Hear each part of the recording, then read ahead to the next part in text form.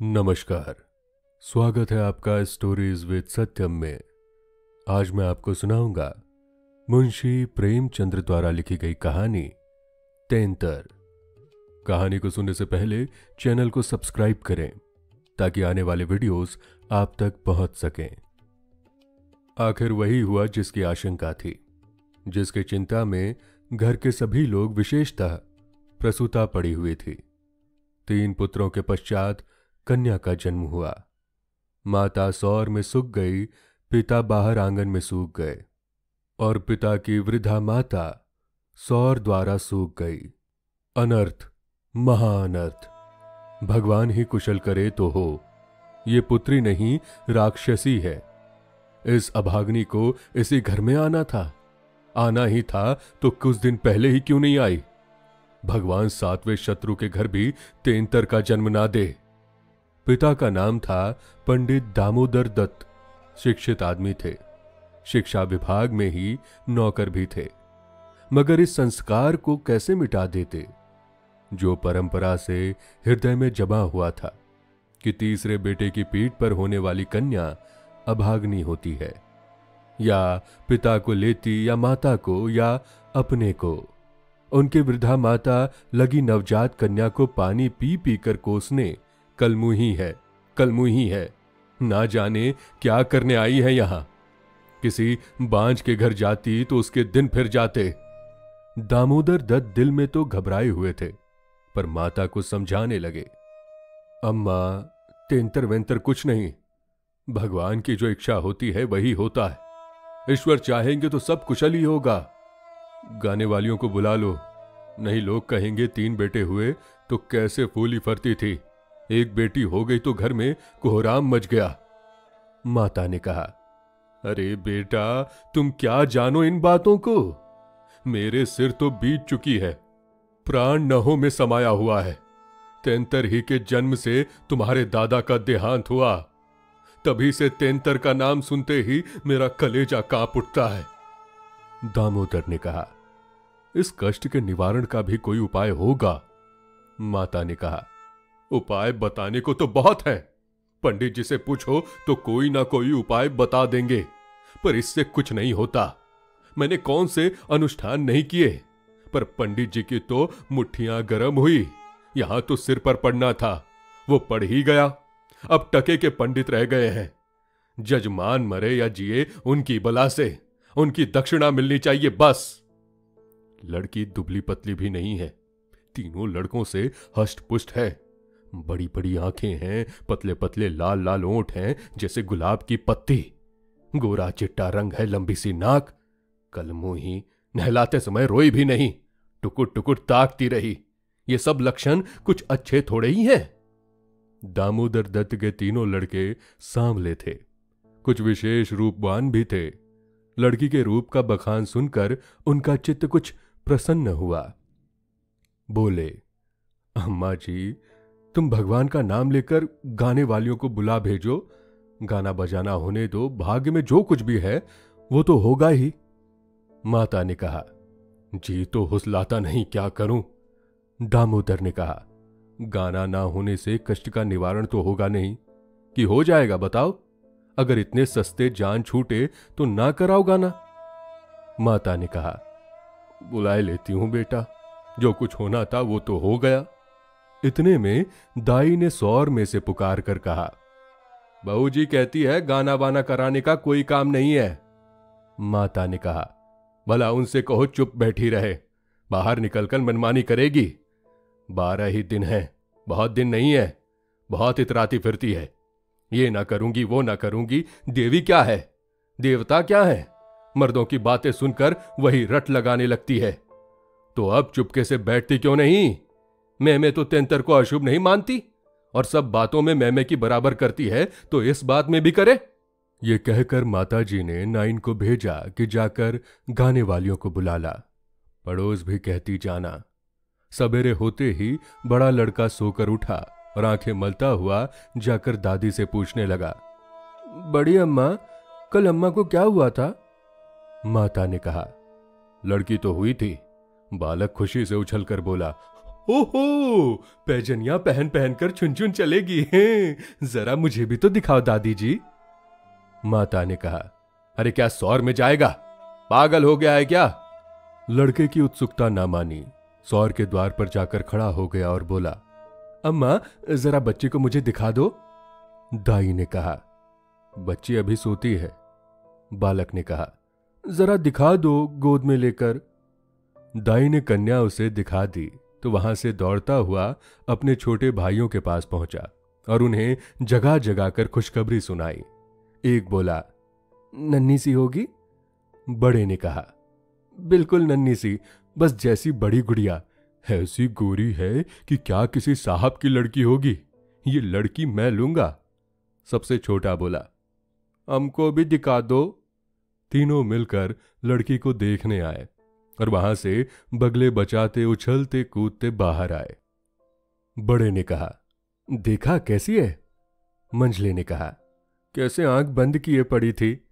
छोटे ने कहा, इसे हमें तो देना। बड़े ने कहा, खूब द्वार पर बारात आएगी, हाथी घोड़े बाजे आतिशबाजी होगी।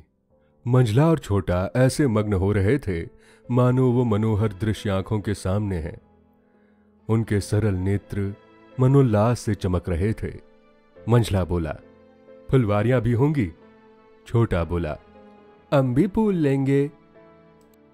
छठी भी हुई, बहरी भी हुई, गाना बजाना, खाना खिलाना, देना दिलाना सब कुछ हुआ, पर रस्म पूरी करने के लिए दिल से नहीं, खुशी से नहीं। लड़की दिन दिन दुर्बल और अस्वस्थ होती जाती थी। माँ उसे दोनों वक्त अफीम खिला देती और बालिका दिन और रात नशे में बेहोश पड़ी रहती। जरा भी नशा उतरता तो भूख से विकल होकर रोने लगती। माँ कुछ ऊपरी दूध पिलाकर अफीम खिला देती। आश्चर्य की बात तो ये थी कि अब की उसकी छाती में दूध ही नहीं उतरा। यूं भी उसे दूध देर से उतरता था, पर लड़कों के बेर उसे नाना प्रकार के दूध वर्धक औषधियां खिलाई जाती। बार बार शिशु को छाती से लगाया जाता, यहां तक कि दूध उतर ही आता था। पर अब की ये योजनाएं ना की गई। फूल सी बच्ची कुम्हलाती जाती थी। मां तो कभी उसकी ओर ताकती भी ना थी। हाँ, नाइन कभी चुटकियां बजाकर चुमकारती तो शिशु के मुख पर ऐसी दयनीय, ऐसी करुण वेदना अंकित दिखाई देती कि वो आंखें पोंछती हुई चली जाती थी। बहू से कुछ कहने सुनने का साहस ना पड़ता। बड़ा लड़का सिद्धू बार बार कहता, अम्मा बच्ची को दो, बाहर से खिला लाऊं। पर मां उसे झड़क देती थी। 3-4 महीने हो गए। दामोदर दत्त रात को पानी पीने उठे तो देखा कि बालिका जाग रही है। सामने ताक पर मीठे तेल का दीपक जल रहा था। लड़की टकटक बांधे उसी दीपक की ओर देखती थी और अपना अंगूठा चूसने में मग्न थी। चुप चुप की आवाज आ रही थी। उसका मुख मुरझाया हुआ था, पर वो रोती ना थी, ना हाथ पैर फेंकती थी। बस अंगूठा पीने में ऐसी मग्न थी मानो उसमें सुधा रस भरा हुआ है। वो माता के स्तनों की ओर मुंह भी नहीं फेरती थी, मानो उसका उस पर कोई अधिकार नहीं, उसके लिए वहां कोई आशा नहीं। बाबू साहब को उस पर दया आई। इस बेचारी का मेरे घर में जन्म लेना क्या कोई दोष है? मुझ पर या इसकी माता पर जो कुछ भी पड़े उसमें इसका क्या अपराध? हम कितनी निर्दयता कर रहे हैं कि कुछ कल्पित अनिष्ट के कारण उसका इतना तिरस्कार कर रहे हैं। माना कि कुछ अमंगल हो भी जाए तो क्या उसके भय से इसके प्राण ले लिए जाएंगे? अगर अपराधी है तो मेरा प्रारब्ध है। इस नन्हे से बच्चे के प्रति हमारी कठोरता क्या ईश्वर को अच्छी लगती होगी? उन्होंने उसे गोद में उठा लिया और उसका मुख चूमने लगे। लड़की को कदाचित पहली बार सच्चे स्नेह का ज्ञान हुआ। वो हाथ पैर उछलाकर गूंगू करने लगी और दीपक की ओर हाथ फैलाने लगी। उसे जीवन ज्योति से मिल गई। प्रातःकाल दामोदर दत्त ने लड़की को गोद में उठा लिया और बाहर लाए। स्त्री ने बार बार कहा, उसे पड़ी रहने दो, ऐसी कौन सी बड़ी सुंदर है, अभागिन रात दिन तो प्राण खाती रहती है, मर भी नहीं जाती कि जान छूटे। किंतु दामोदर दत्त ने ना माना।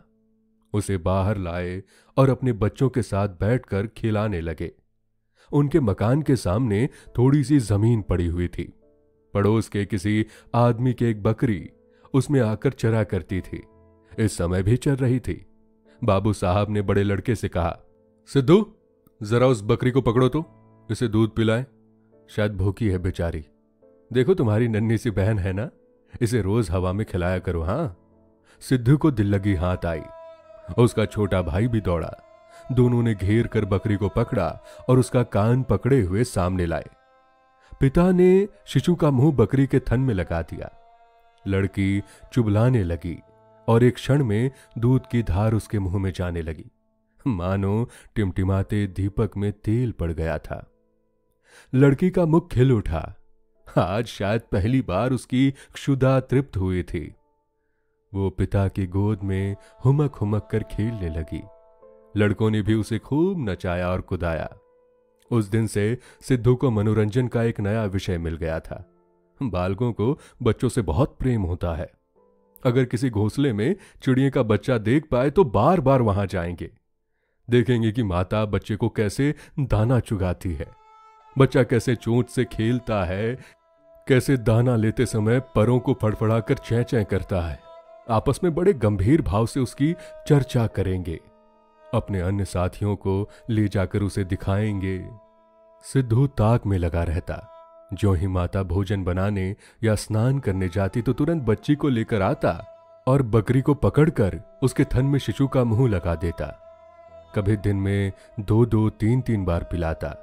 बकरी को भूसी चोकर खिलाकर ऐसा परचा लिया कि वो स्वयं चोकर के लोभ से आ जाती और दूध देकर चली जाती। इस भांति कोई 1 महीना गुजर गया। लड़की हष्ट पुष्ट हो गई। मुख पुरुष के समान विकसित हो गए।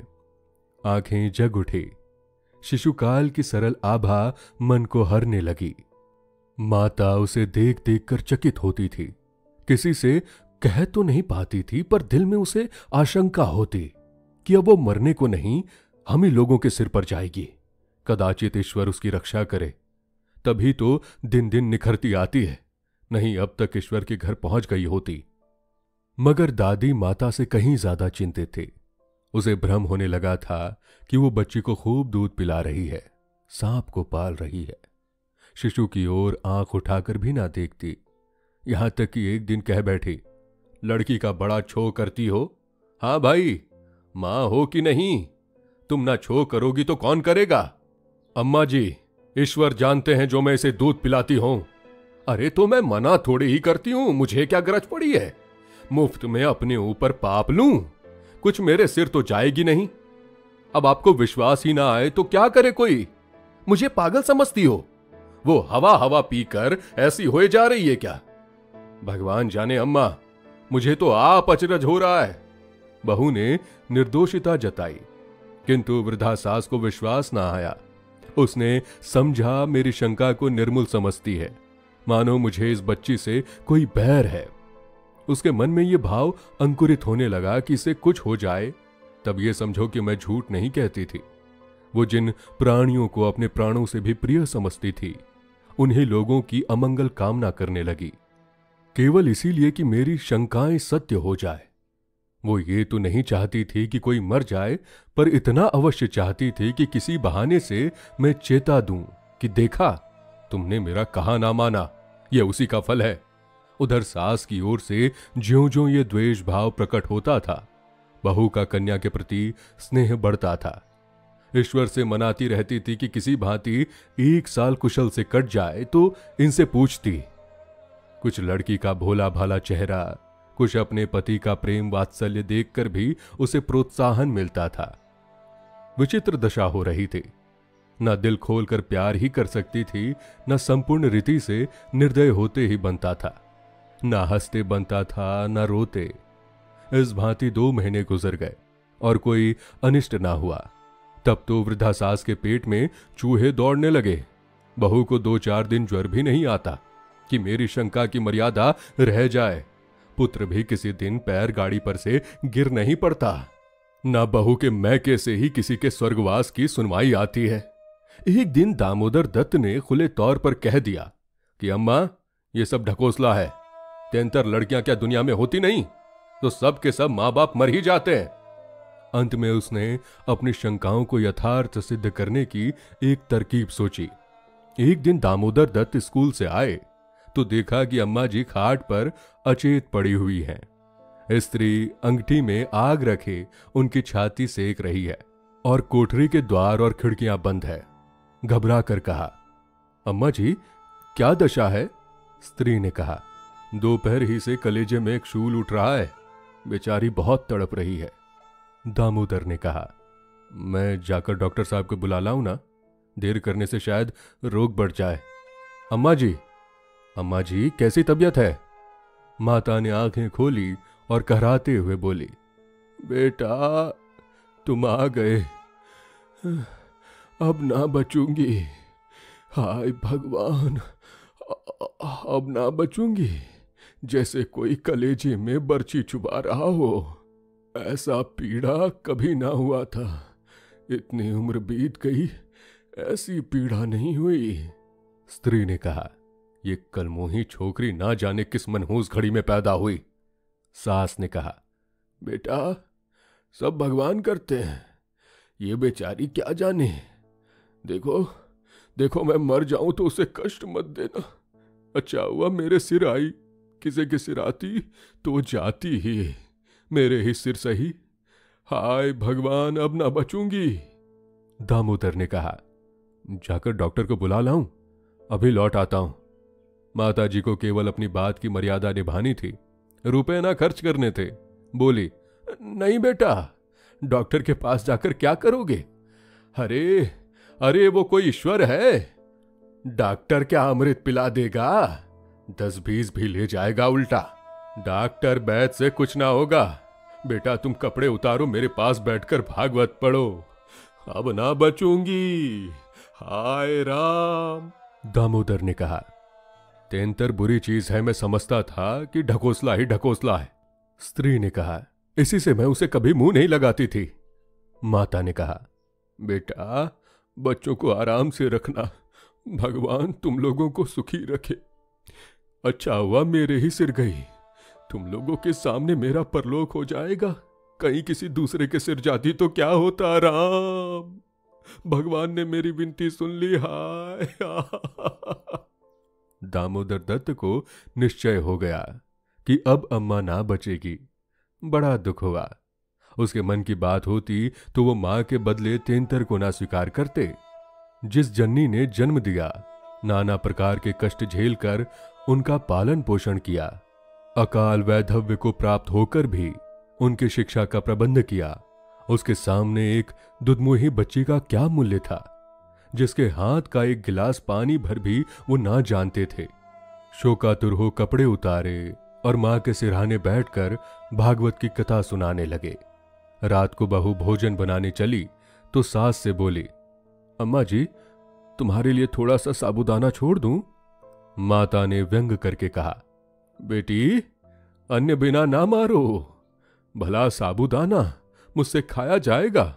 जाओ थोड़ी पूरियां छान लो, पड़े पड़े जो कुछ इच्छा होगी खा लूंगी। कचौरियां भी बना लेना, मरती हूं तो भोजन को तरस तरस का क्यों मरूं? थोड़ी मलाई भी मंगवा लेना, चौक की हो। फिर थोड़े खाने आऊंगी बेटा, थोड़े से केले मंगवा लेना, कलेजे के दर्द में केले खाने से आराम होता है। भोजन के समय पीड़ा शांत हो गई, लेकिन आध घंटे के बाद फिर से जोर से होने लगी। आधी रात के समय कहीं जाकर उनकी आंख लगी। 1 सप्ताह तक उनकी यही दशा रही। दिन भर पड़ी कराहा करती, बस भोजन के समय जरा वेदना कम हो जाती। दामोदर दत्त सिराहने बैठे पंखा झलते और मातृवियोग के आगत शोक से रोते। घर की महरी ने महल्ले भर में ये खबर फैलाती। पड़ोसी ने देखने आई तो सारा इल्जाम बालिका के सिर गया। एक ने कहा, ये तो कहो बड़ी कुशल हुई कि बुढ़िया के सिर गई, नहीं तो तेंतर माँ बाप 2 में से एक को लेकर तभी शांत होती है। दैव ना करे किसी के घर तेंतर का जन्म हो। दूसरी बोली, मेरे तो तेंतर का नाम सुनते ही रोए खड़े हो जाते हैं। भगवान पांज रखे पर तेंतर ना दे। 1 सप्ताह के बाद वृद्धा का कष्ट निवारण हुआ। मरने में कोई कसर ना थी। वो तो कहो पुरखों का पुण्य प्रताप था, ब्राह्मणों को गोदान दिया गया, दुर्गा पाठ हुआ, तब कहीं जाके संकट कटा। तो दोस्तों, ये थी आज की कहानी। आपका कीमती समय देने के लिए धन्यवाद। फिर मुलाकात होगी एक नई और दिलचस्प कहानी के साथ। चैनल को सब्सक्राइब कर हमें सपोर्ट करें। धन्यवाद।